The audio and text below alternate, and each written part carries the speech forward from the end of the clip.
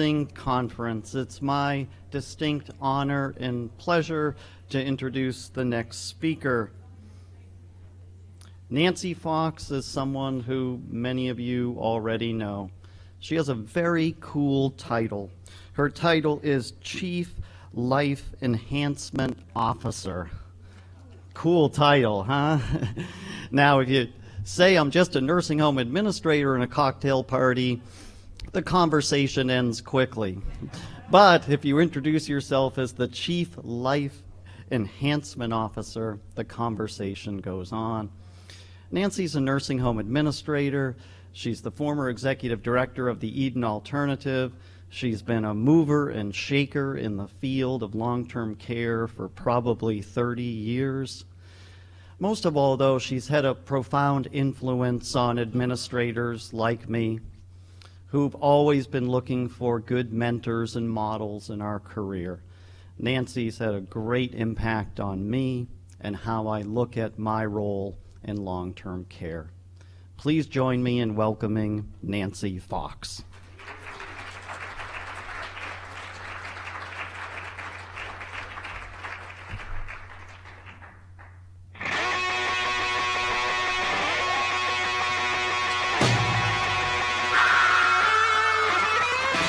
Say you want a revolution, well, you know, we all want to change the world.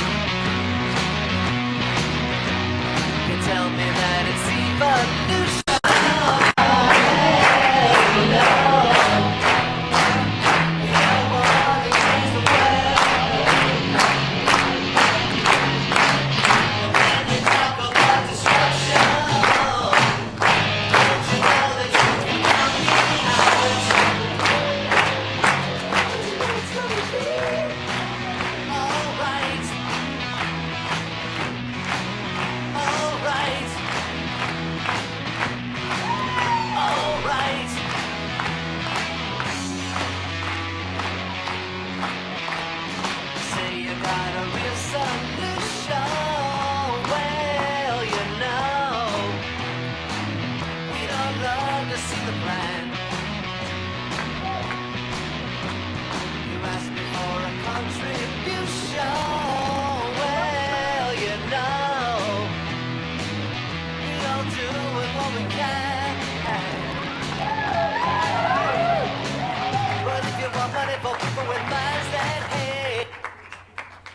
Yes. I hope I'm not the only one who lived through the 60s. Hello, everyone. What an honor it is for me to be here, and thank you for your comments, David. David's certainly been a mentor and leader to me as well. Wow, we're talking about a revolution. I had the distinct honor and pleasure of working alongside Bill Thomas as he dreamed up the greenhouse. And now it's taken me another 10 years to be able to join you in this incredible movement in our project in Loveland, Colorado now. So I know the excitement you feel, and I know that you are all revolutionaries. But when we talk about revolutions, we need leaders.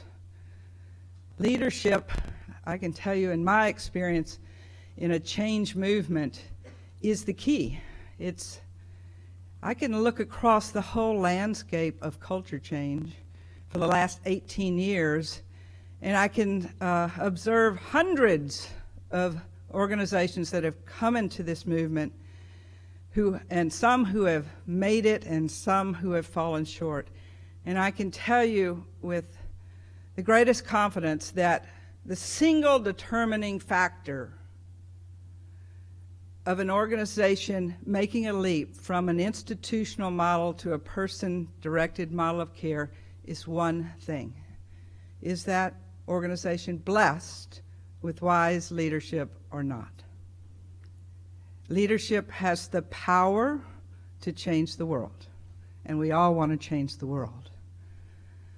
We've heard from some incredible leaders over the last 2 days. Of course, our founder, Dr. Bill Thomas, Al Power, who continues to challenge the way that we think about people living with dementia, David, Susan, Anna, incredible leaders.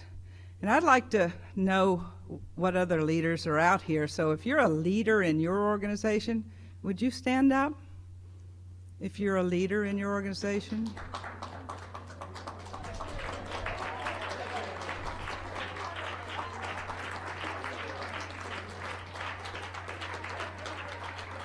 Yes, thank you. We need leaders. But those of you who didn't stand up, I wonder why.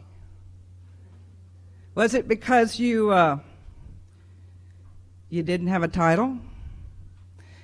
Because leadership is not a position, it's a behavior. And that's what excites me the most about leadership, is that anyone can be a leader of people. You only have to have the desire to grow yourself first so that you can grow other people. And leadership is a learned set of skills. And you know, we have a lot of good managers in long-term care. In a chronically underfunded system, you need good managers.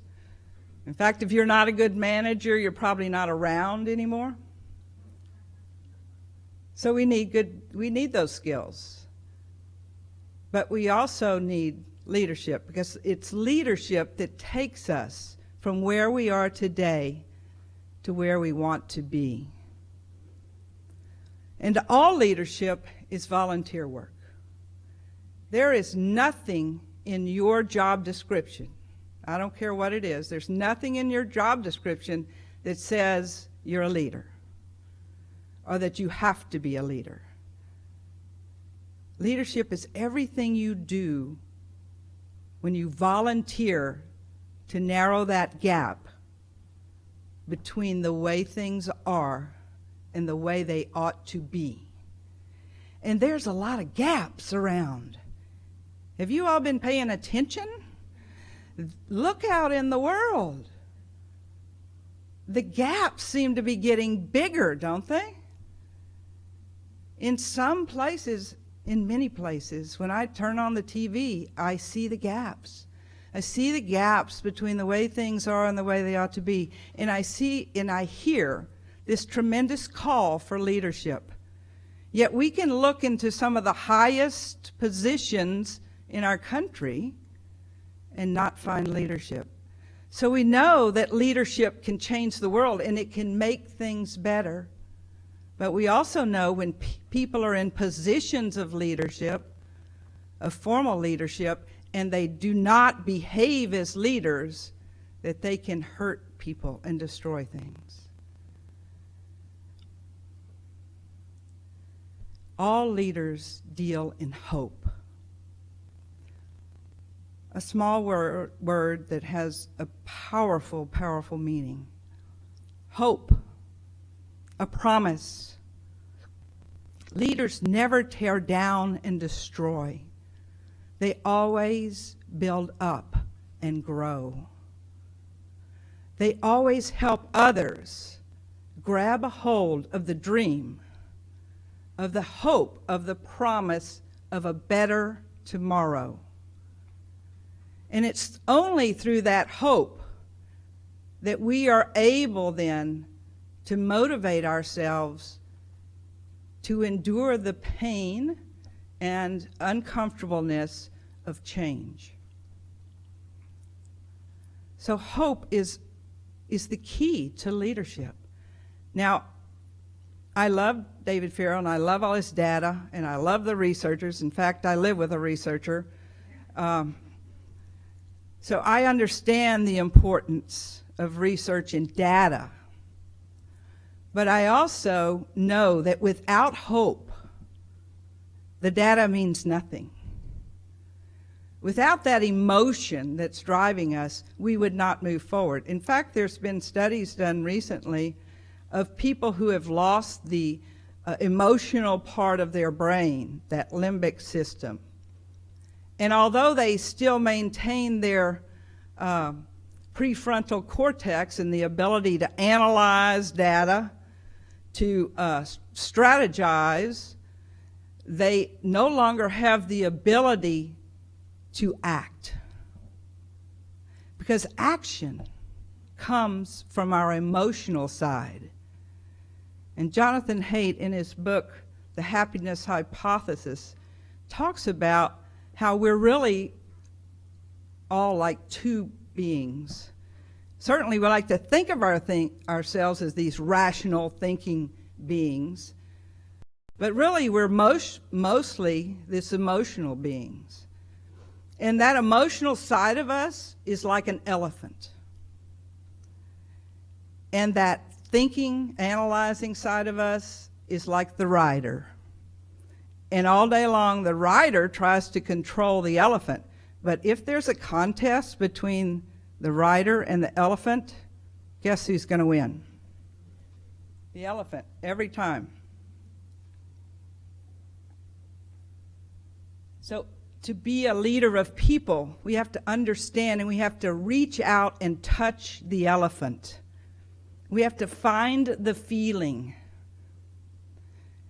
People are motivated through their emotions. In fact, there's the Latin word for to move is the same root for emotion and motivation. So if you want to move people to action through your leadership, you have to touch them through their hearts. And hope is a powerful way of touching people. I sat here today and listened to Steve tell us about the hope he regained for his own life and the lives of his friends in his home who are living with ALS, where they had had no hope before, and now their lives have changed dramatically. But I find in long-term care, at least the circles I'm running in, there's a lot of scarcity mentality. There's a lot of despair. There's a lot of people just saying we don't have enough. We don't have enough money. We don't have enough staff. We don't have enough time. If only the plaintiff's attorney would go away. If only the regulators would go away. And this kind of mentality is creating a world of scarcity. And it's become pervasive, and it is destructive. What we've heard here for the last 2 days is a mentality of hope and promise, of abundance. I believe that everything you need to care for your elders and your care partners is right there in your communities, waiting to be discovered. And I believe that leaders come into those communities with a mentality of abundance, not scarcity. They come with hope, not despair. And there's some exciting new research now about hope. And it's showing that hope is essential to aging well and to performing well. That people, hopeful people, have more self-esteem, take better care of themselves, and can better tolerate pain. Hopeful people actually provide a social benefit because they use a me-we way of thinking and help others to succeed. Doesn't that sound like leadership to you? Helping others to succeed? I want to tell you a story now of how I learned about the power of hope. Anyone ever been to St. Lucia? Yeah, a few people. Well, this is probably what you saw, the beautiful island in the Eastern Caribbean. Tourists get to see all the nice resorts and wonderful places. I actually got to see a different part of St. Lucia. This is what I got to see. This is an island nation that is in dire poverty. And I was blessed to go on a trip with an amazing leader from Nebraska, Doreen Spees, who was an administrator of a home there, who that home was owned by an order of nuns, who also owned a home in Castries, St. Lucia, in the inner city. This is a view from that nursing home. This area of Castries was so dangerous that, because there's such desperate people there who have no hope, that the police don't even go there after dark. That's what we were told. Don't go out after dark. The police won't even show up here. So we came on a mission trip. The home is run by an order of nuns. This is Sister Amadeus, who ran the home. She was in her 70s. Now, I stepped off a plane at nighttime in May in St. Lucia. And I'm from Texas, but I don't have words in my vocabulary to describe the heat and the humidity. I instantly started sweating and sweated for a week. And this woman is walking around in a brown habit that looks like it's wool with support hose on. And I'm tearing my clothes off. And I'm just amazed by this woman.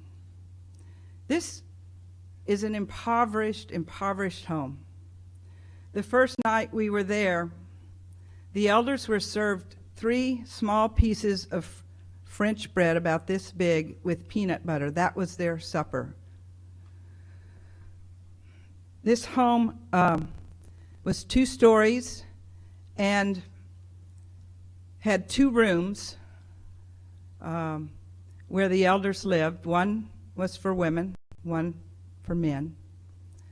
So every room had about 30 people. This wasn't semi-private. 30 people lined up, bed after bed. It was in incredibly bad condition.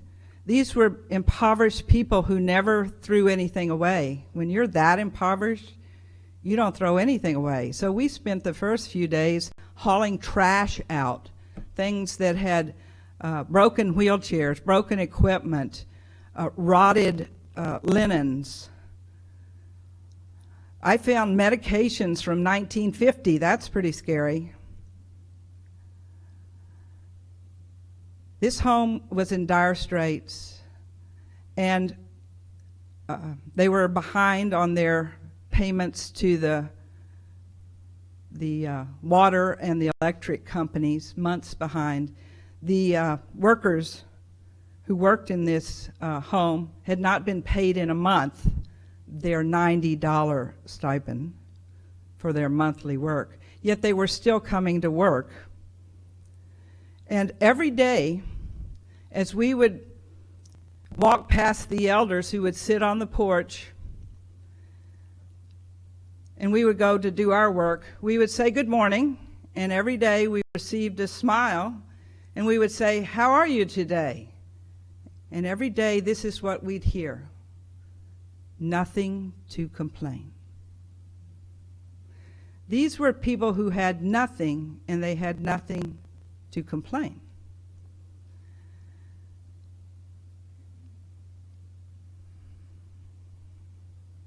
Sorry. I'm still remembering the moment. Many of the people who lived in this home lived with diabetes. Many had lost limbs. Many lived with wounds.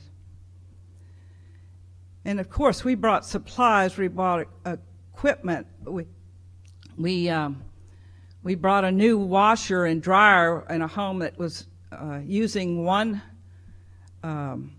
household old washing machine and had no dryer. They used telephone wire to hang the clothes from. They couldn't grow a garden because the people in St. Lucia were so desperate that they would climb over the fence and pull the vegetables out of the garden. They were so desperate that they would climb the trees around the convent and take the mangoes before they were ripe. Every night before we arrived, people from the community would break in to the nuns' living quarters and steal things from them. These were not bad people. These were desperate people living on an island where there was no work and there was nowhere for them to go. And this amazing 70-year-old nun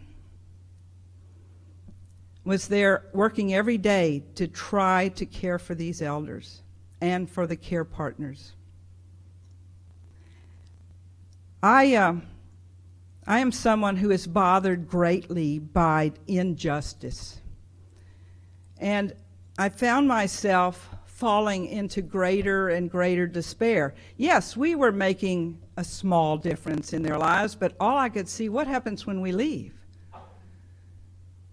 The home was supposed to receive a quarterly stipend from the St. Lucian government that would pay for about a month's of the staff salaries, and they had not received their quarterly stipend. And I watched as Sister Amadeus stood outside one day waiting because the Minister of Health was supposed to come and visit. And I asked her, "Sister, could I speak to the Minister of Health?" And she said, "No." I said, "Why not?" She said, "Because you will only anger her, and we do not need her anger." So my frustration continued to grow. Why was I brought here to see this? What can I do? I'm not a nurse. I can't help. I can paint. Yeah, I can haul off some trash. I can go through your storerooms and take out things and bring in new things, but what can I really do to impact the lives of these people? And I was getting more and more frustrating and falling farther and farther into despair when one day I walked out and there was an elder sitting on the porch, an elder living with dementia, and I noticed that there was an ant crawling across her foot. So I went over to wipe off the ant off her foot, and when I wiped it off, 3 more ants came over her foot. So we carried around bottles of water because we were sweating like pigs, and I had a bottle of water, so I just gently poured the water over her foot to try to wash the ants off. And when I did that, her toes separated, and there was a wound between her toes, and dozens of ants came crawling out. I yelled to Doreen, "Get a nurse, get a nurse." I don't know what to do, and I keep pouring water to try to get the ants off of her. And a nurse, one of their nurses, comes running out with a spray can of ant killer. So I said to Doreen, "Get one of our nurses." No, don't use that. Get one of our nurses. All the while I'm pouring water, and I'm really falling into deeper and deeper despair. And then I think I went crazy for a little while, because after the nurse came, I turned to Doreen, and I know she thinks I lost my marbles, but I said, "Where's the budget?" I was going into my administrator mode. I've got to have data. I need to know what's going on here. We can't fix this if we don't know what's going on. Where's the budget? And she just looked at me and laughed and said, "There's no budget." I said, "What do you mean there's no budget? There has to be a budget. You cannot run a nursing home without a budget." She said, "Well, let me ask."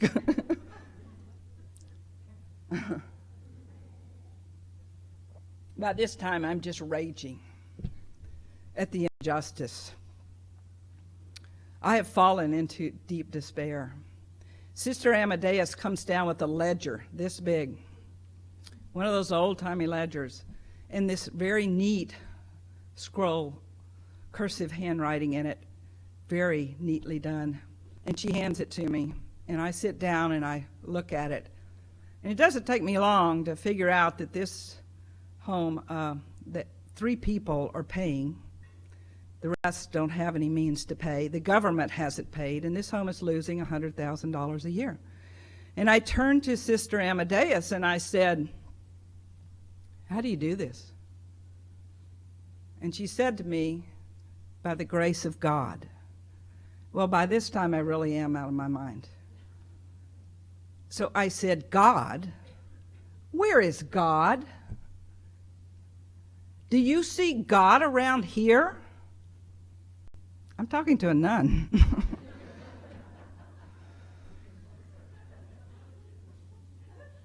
She looked me in the eye and she said, "He sent you." You could have thrown cold water in my face. Now, I don't care whether you're a religious person or not. If a 70-year-old nun who's been there years trying in the heat and the humidity, trying in the worst circumstances to care for these elders, says to you, "Stop whining and start doing something," you will wake up and you will answer that call. So I said, "Get me a phone. Bring me a phone." And they brought me a phone, and I called to the Eden Alternative.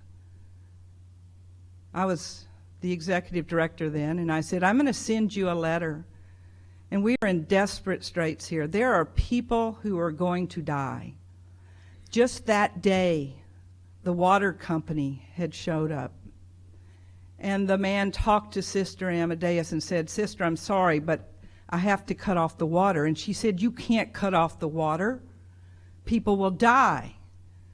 And he said, "I'm sorry, sister, it's my job. I have to cut off the water."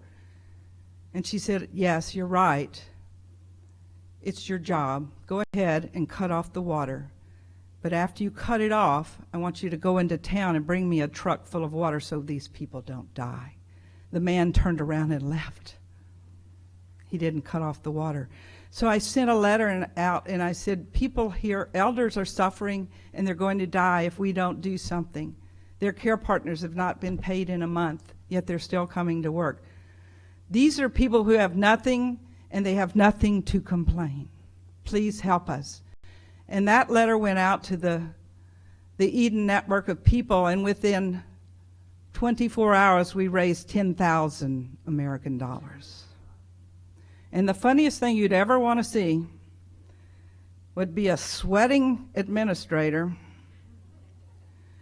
and an elderly nun going into one of the most dangerous cities. She's got this big leather satchel, and we engage a volunteer to drive us to the bank to get the money. And we tell the driver, "Just let us out in front and then keep driving around, and we'll wait for you. Just keep driving around and we'll run out and jump into the car and we'll drive off." So we went into the bank. She loaded up her satchel with 10,000 American dollars, clutched it to her bosom, and we took off, jumped in the car, and drove back to the nursing home and the convent. And I was expecting her to go and pay the water bill and pay the electric bill. She didn't. Do you know what she did? She paid her staff. There was a long line of people, care partners, going up to her quarters to get their stipend. That was a lesson to me as a leader in the power of hope, and how real leaders do not fall into despair. No matter what the circumstances are, there will always be hope as long as there are leaders to call us to that hope. You know, your mindset as a leader is so important. because what you do affects everyone else around you. Whether you're the CEO or the administrator or the shabazim or the nurse, your mindset is going to affect the people around you. And if there are elders around you, it will affect them too. So hope, promise, is such an important characteristic for a leader. But there's another leader's mindset that I want to talk to you about, because I think that we've misdefined accountability in our world. The beatings will continue until morale improves.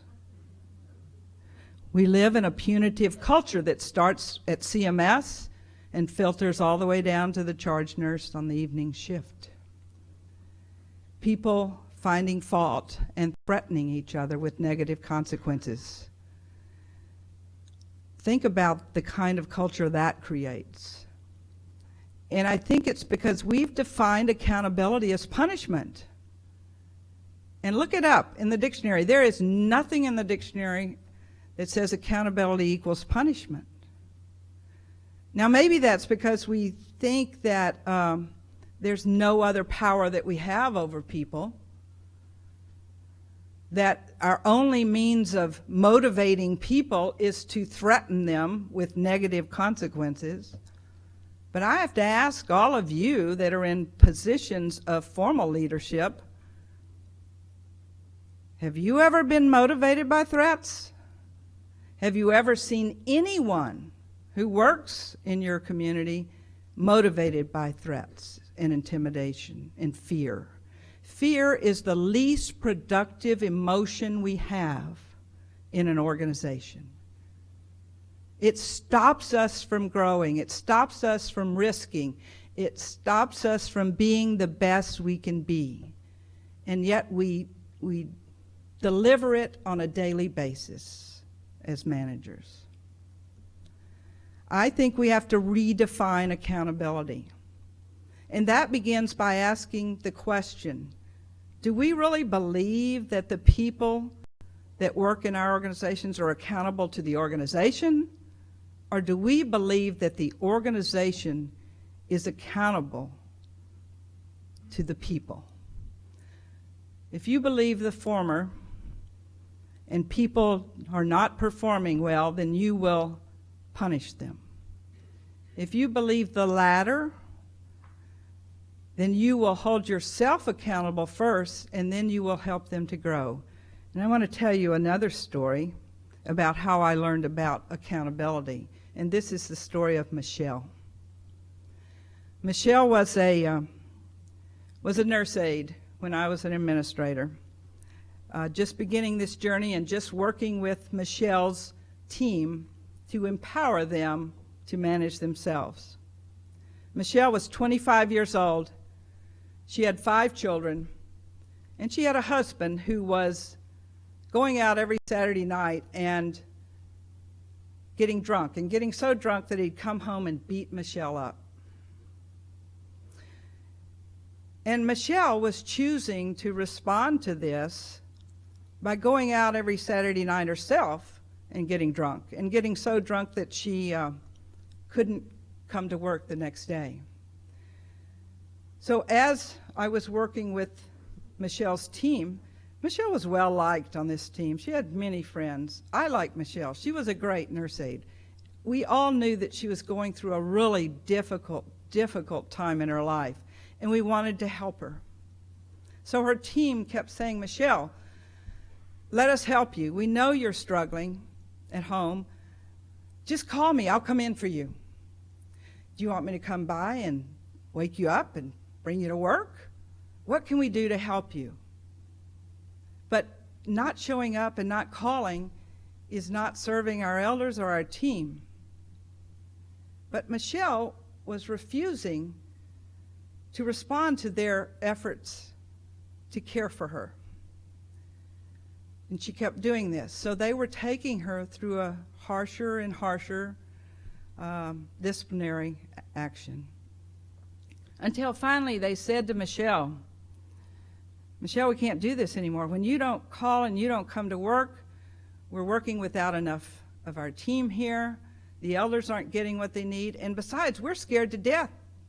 Are you still alive? We don't even know that.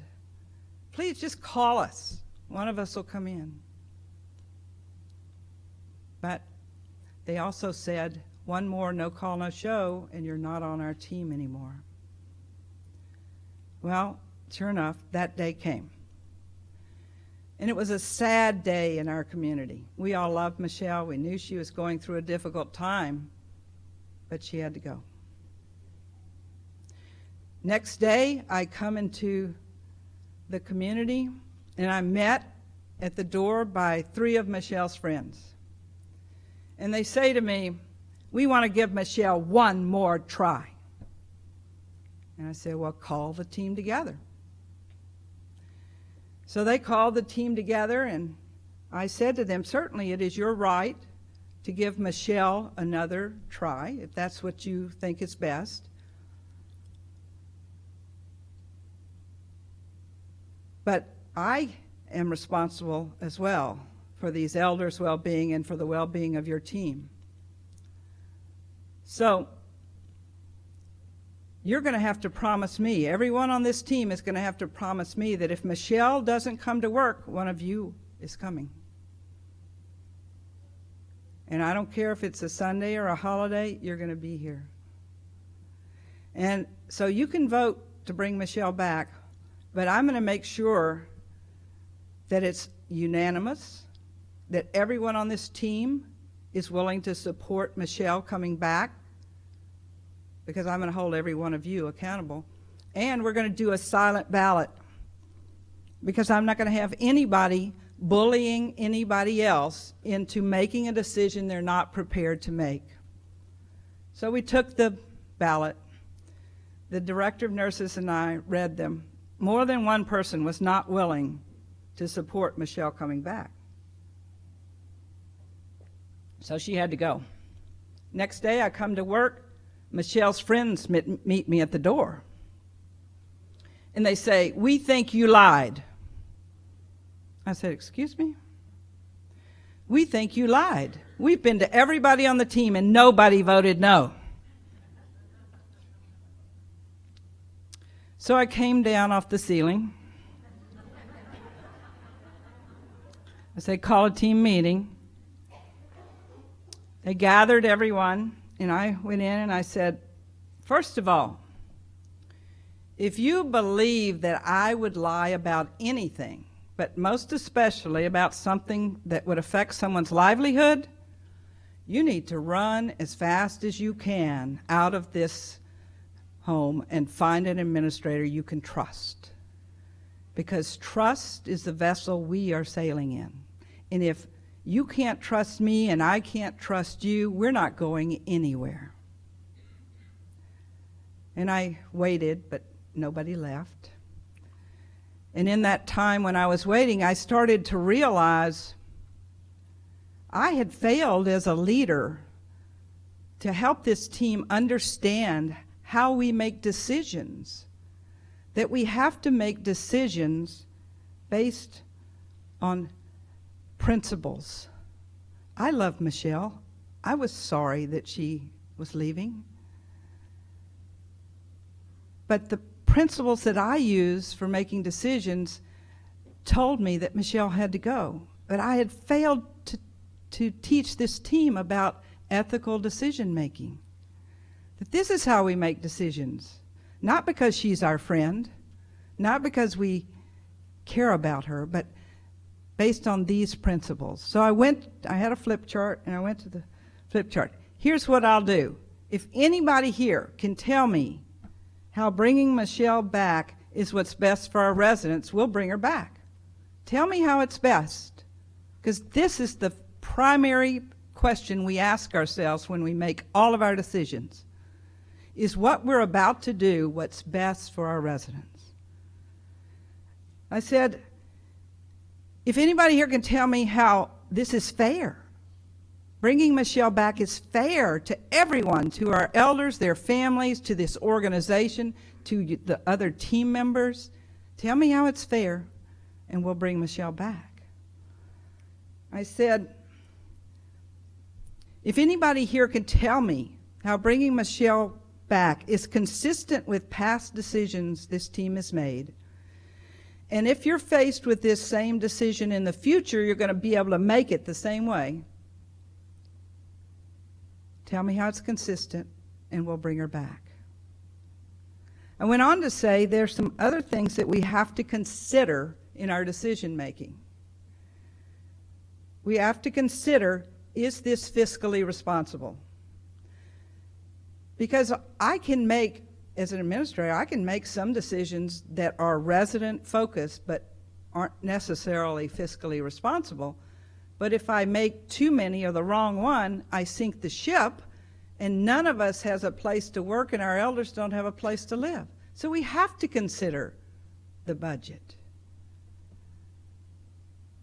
We also have to ask, is this legal?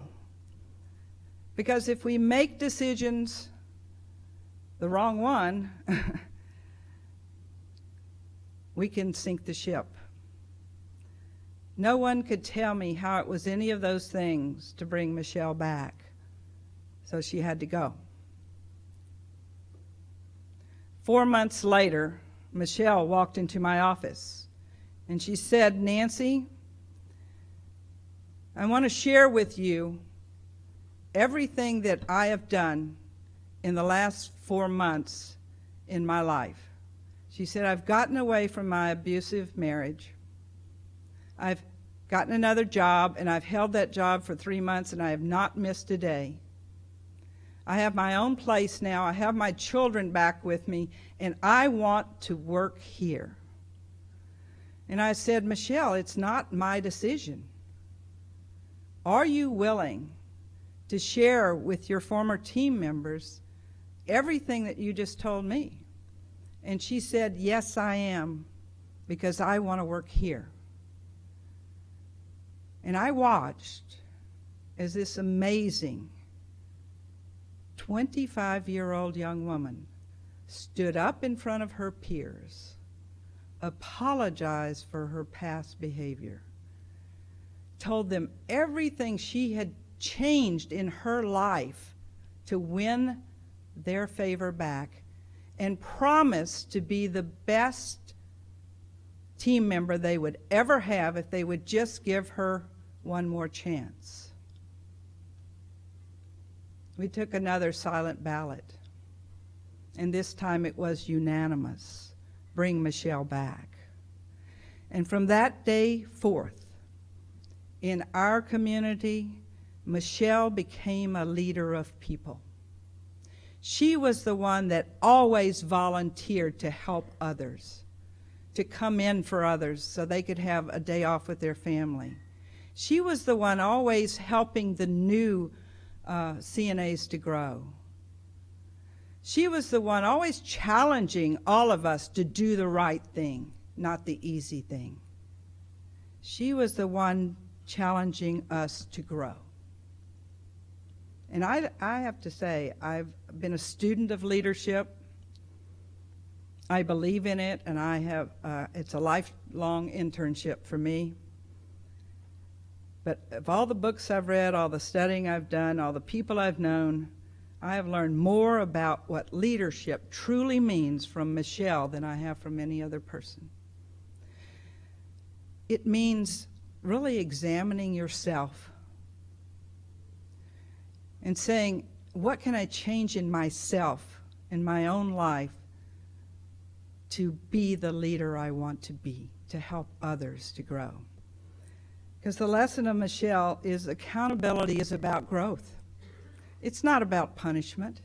It's about how do we grow ourselves so we can hold ourselves accountable so we can help other people to grow. Now, I don't know what would have happened to Michelle had we let her continue this behavior. But I do know what would have happened to the elders. I do know what would have happened to the other team members who were coming to work faithfully. So I like to believe that helping Michelle to grow helped her make all those changes. Holding her accountable helped her make all those changes in her life that led her to be the best she could be for the world. I believe where there's growth, there's hope. And where there's hope, there's leadership.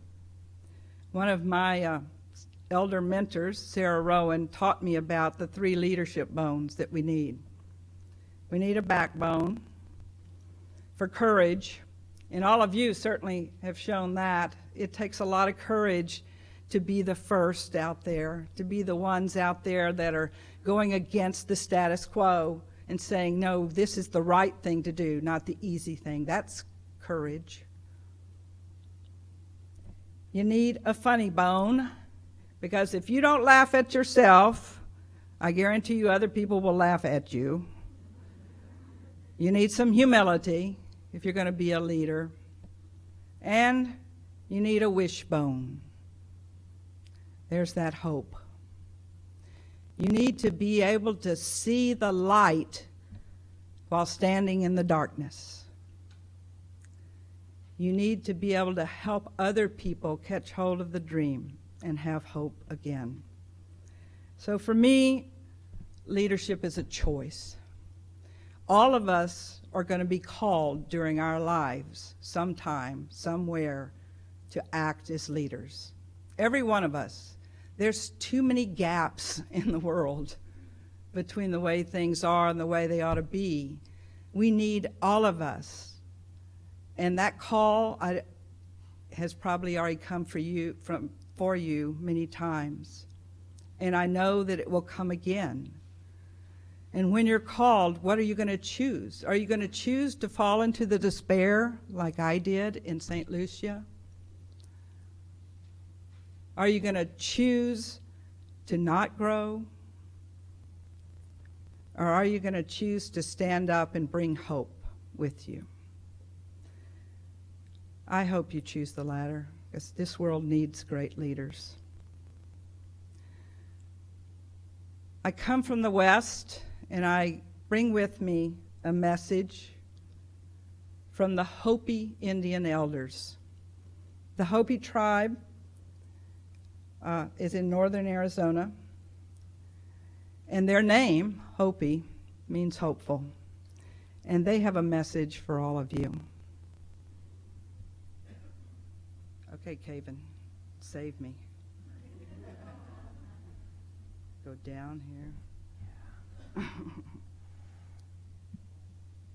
Look how good he is.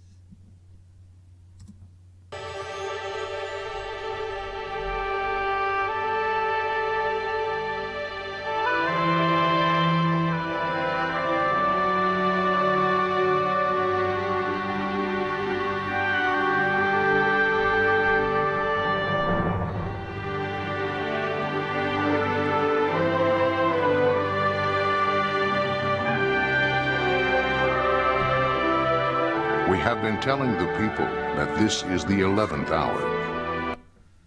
Sorry, no picture. It's a pretty picture. But if we can't get the picture, just the words are powerful. Mm-hmm. Yeah, it was right here.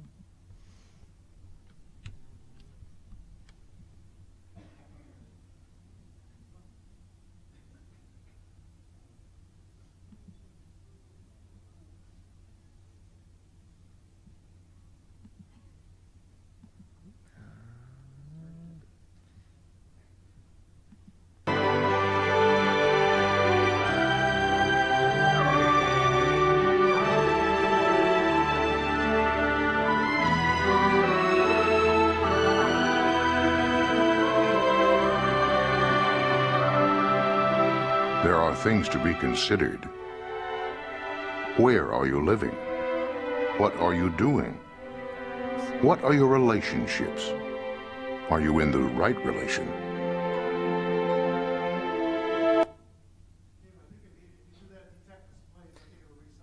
That's what I was hoping to do.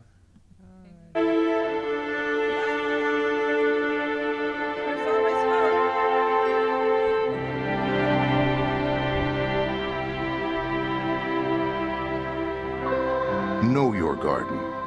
It is time to speak your truth, create your community. Be good to each other.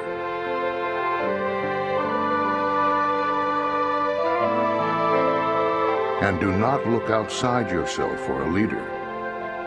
This could be a good time.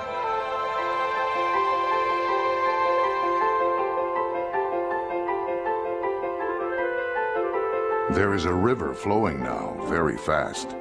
It is so great and swift, and there are those that will be afraid. They will try to hold on to the shore. They will feel they are being torn apart, and they will suffer greatly. Know the river has its destination. The elders say we must let go of the shore and push off into the river.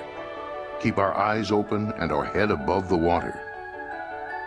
See who is in there with you and celebrate. At this time in history, we are to take nothing personally, least of all ourselves. For the moment that we do, our growth and our journey comes to a halt.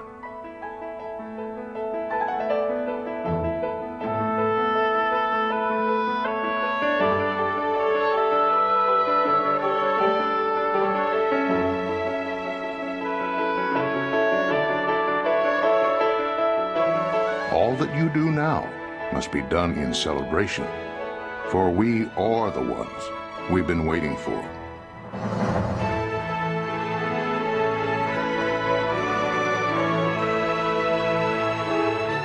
Stand up, stand tall, stand together.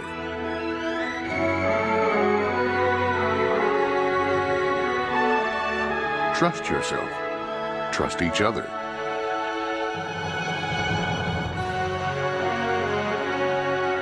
Find courage. Face the future. Work together.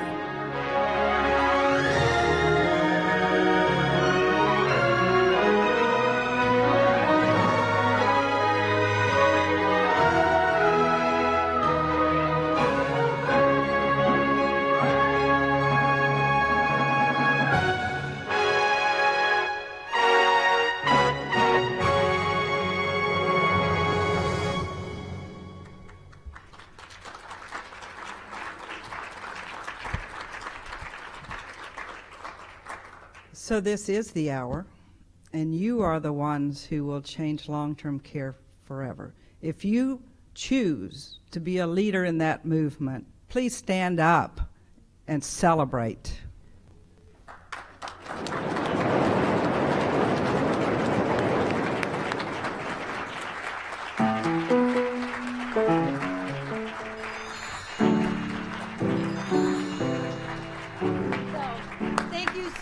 Nancy, and thank you so much, and it's so exciting that you are a part of all of this with us, and we are a part of all of this with you. Thank you. Rachel, come on up. So we are readying the hour when people will leave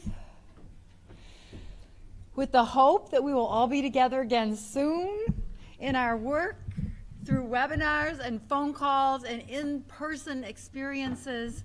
And as Rachel does the final connecting of the film, oh, and she's doing it, and we have hope. And really want to thank all of you for being a part of this conference and this meeting together, this celebration this year. Rachel. So this video is to celebrate our 10-year anniversary. We worked with the Robert Wood Johnson Foundation, and really the goal of this film was to show the impact that we've had on healthcare to date and the momentum that we have going forward. So enjoy.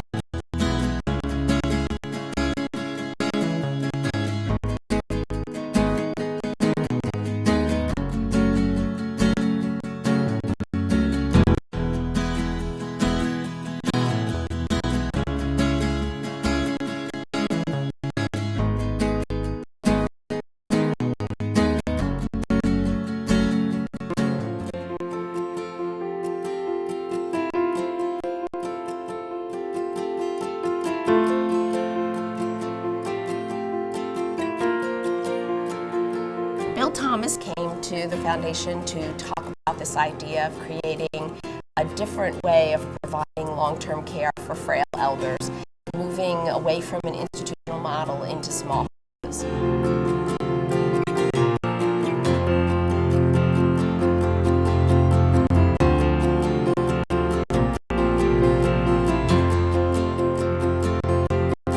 Within a few hours of when we moved those people in there, there was a peace that descended on the house, and people were saying, "It's so good to be back home."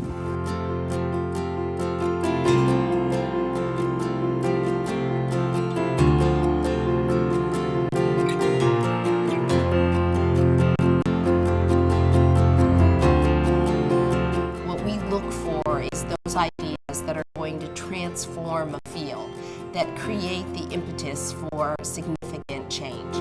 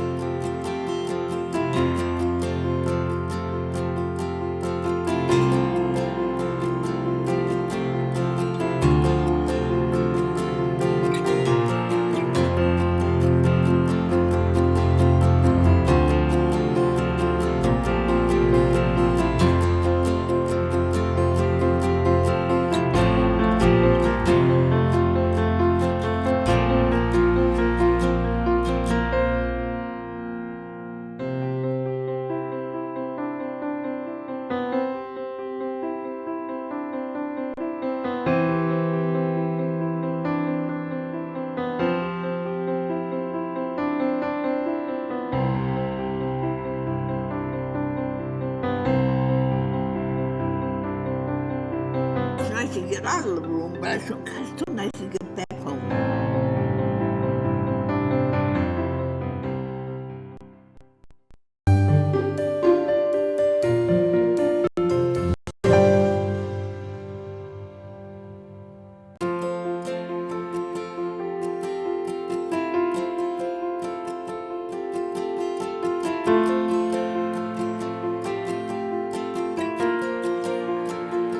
Bill Thomas came to the foundation to talk about this idea of creating a different way of providing long-term care for frail elders, moving away from an institutional model into small houses.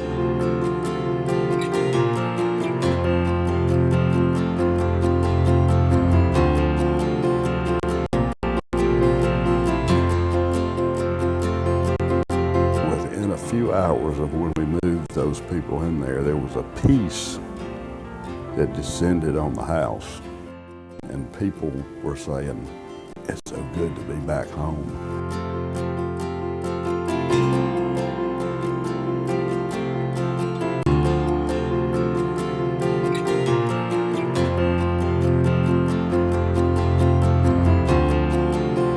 What we look for is those ideas that are going to transform a field, that create the impetus for significant change.